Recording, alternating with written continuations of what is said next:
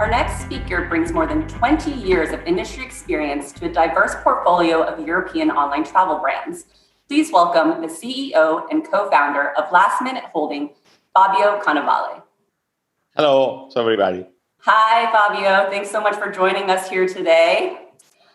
Interesting times to be in the travel industry for sure. And as an intermediary, Last Minute Group is really in the middle of the traveler and of the travel supplier. So how have you guys been balancing the demands of both sides through the pandemic so far? Yeah, we are really in the perfect storm. Let's say that we have two businesses. One that is the package. In the package, really, we are the merchant. So we are the responsible, even if we don't like very much, but we have to do. So we try and we have reimbursed everyone with voucher. Of course, there is a choice if you want a voucher or not. And so on this part, at least, we, as by law, we have to deal with the customer. We try to serve in the best way everyone. We have a lot of problem in the other side where we are agent. So when we sell a flight, that for us is more or less half of the business, but a lot of transactions. Because in this case, the problem is the airlines. The airlines are not paying or giving a voucher or not doing the reimbursement or managing the reimbursement very slowly. And of course, we are in the middle and we don't know what to say to the customer. At least in the last months, a lot of bailout in the airlines, new airlines are not paying or giving the voucher or not doing the reimbursement or managing the reimbursement. And so, in the near term, aside from the cancellations, what kind of pivots have you had to do to respond to the new environment? Our research, as well as just we hear from other travel partners, is that of course it's domestic, it's local because of number one, border restrictions. You just aren't allowed to go many more places. So for traditional travel brands having to accommodate this new audience, what kind of changes have you done to respond to that? I mean, this summer we sold a lot of only hotel. So people like a lot to drive. In Europe, at the end, it's quite easy because we have our main market are UK, France, Germany, Italy, Spain. And at least three of these, France, Italy, Spain, are also destinations. So at the end, it's in Italy, for example, where I've been most of the time this summer, or I was also in Portugal and Spain, is full of tourists. Yeah. Sardinia was never so busy like this year. And so there is a lot of local travel. There is a lot of local flights because today there is like a 5-6 day flight for every day to go, for example, from Milan to Sardinia. And this is a customer that we have to serve. So for the summer, at the end, it was not so bad. We had a demand that was more or less 50% of last year. So we managed quite well. I think we increased our market share. Where I have some doubt is what will be in the next month, because, really, especially for European, I think the summer break is something that is part of your life because the company closed August, July, there is a lot of people going vacation. And so most of the people went in vacation in any case, maybe with a car, maybe with a hotel only, someone with local. The problem is what happened in November, December in the middle season, because this is more optional vacation. And I think most of people will not do this as long as we don't have the vaccine or some solution for the COVID. And so what is your game plan for that time to prepare for the fall and winter season, whether it's different marketing, different product that you'll push? So for us, the main point was first financial stability. So fortunately, we started the COVID with more than 130 million in cash in our accounts. And so this was very good because, of course, as all our company, we are a negative working capital. That's the problem of the airlines, that they have no money. So at least we had money. Yeah. We get some loans from the government. And so at the end, we arrived to have, we increase even the cash because at mid of July, we had 150 million of cash. Because at the end, we try to have cash from every source. And so financial stability for us was the key. Then we did cost reduction because, of course, we have 50% of the team that are paid for the government, and we have also dismissed some offices. So we cut dramatically our cost, about 30%. And so at the end, we are, maybe this year we try to be in break-even. Sense of EBITDA. Maybe we can even, depends how we're going the next period, we can have some small positive in EBITDA margin.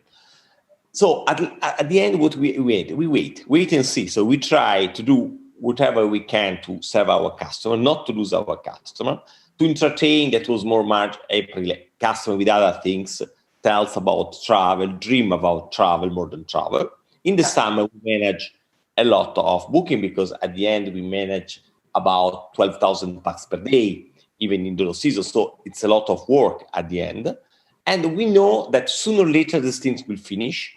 We are mainly leisure business. We have very, very few business trip. I think in the business trip, probably there will be a radical change. Yes. I don't see in the midterm any radical change in the leisure because what we saw in June there was an euphoria, at least in Europe. And for 1 week, last week of May, first week of June, we arrived to have 60-70% of the booking of last year. So people are very ready to catch up. As long as things are open, people will travel. We don't know when.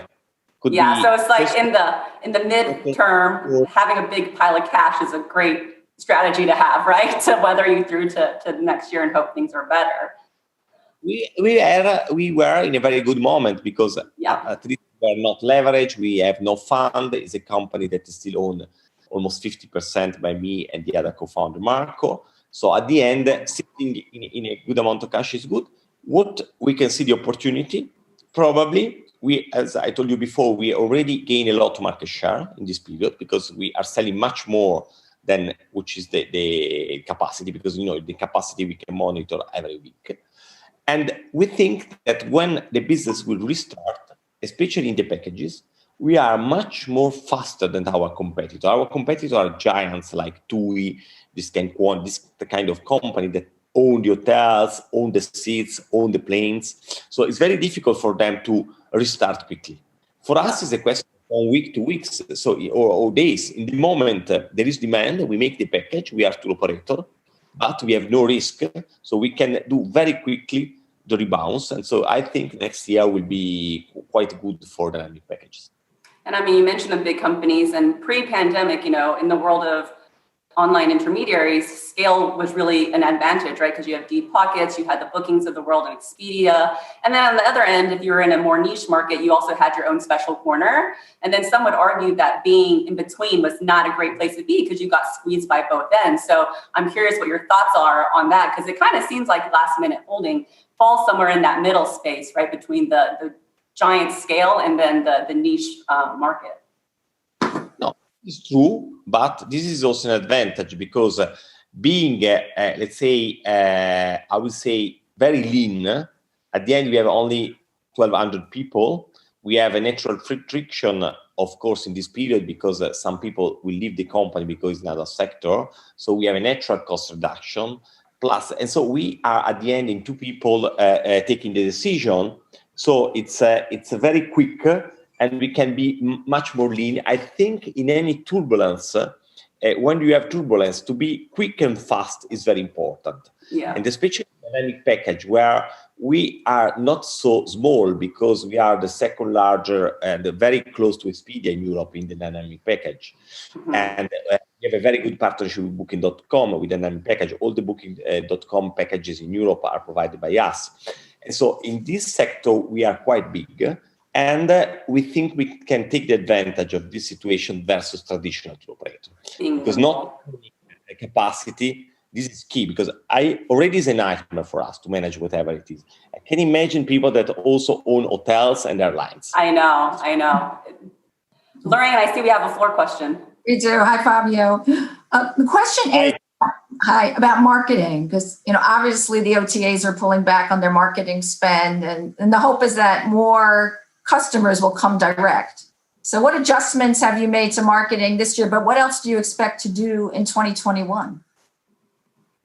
So let's say marketing, fortunately, we have a lot of direct spending. So what we did April and March, we put to zero.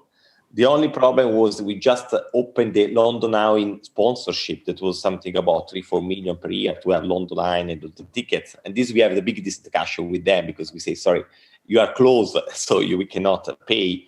But let's say we started to invest, especially in the meta search, in the short term when the business start again in April, March, because this is the one that you see immediately.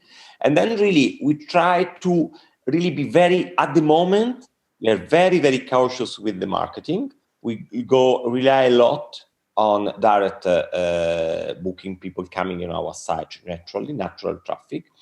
Because what is happening, while in June, July, June, the cancellation were down to 10%, 5%, that is the natural number. Mm-hmm. Today, we see cancellation going up again to 20, 25, 30%. And so this is really, it's a nightmare because if you invest in marketing, you have spent the money in marketing, and then you have also the cancellation that is a nightmare. So at the end, it's better to stay a little bit calm, wait, taking the natural traffic that is the more profitable one, and managing, because already managing this 20% of cancellation is a nightmare. And so we are very worried about that. So for the moment, we are very, very cautious on the marketing at the moment. Thank you. One of the arms of Last Minute Holdings is Last Minute Ventures, which is dedicated to travel innovation. And you yourself personally also very involved in the startup space. Your Be Heroes that you have behind you, one of your initiatives. So how has the pandemic changed how you personally or for the company evaluate investment opportunities? And has the pandemic brought to light any specific new opportunities? Yeah, I would say there is two answers on that. First is chance. So if you have money, like we had a lot of money, or all the venture that just did a round before the pandemic and they have money, they are in a very good position. The problem is with all the companies that were fundraising, because at least for 3 months, there was zero fundraising, at least in Europe. So this is a problem. And this is only by chance. Second, there is a sector. I see in my investment, we have a portfolio of more than 100 investments. At the end, there is a lot of sector like e-commerce in general. So wine delivery, food delivery,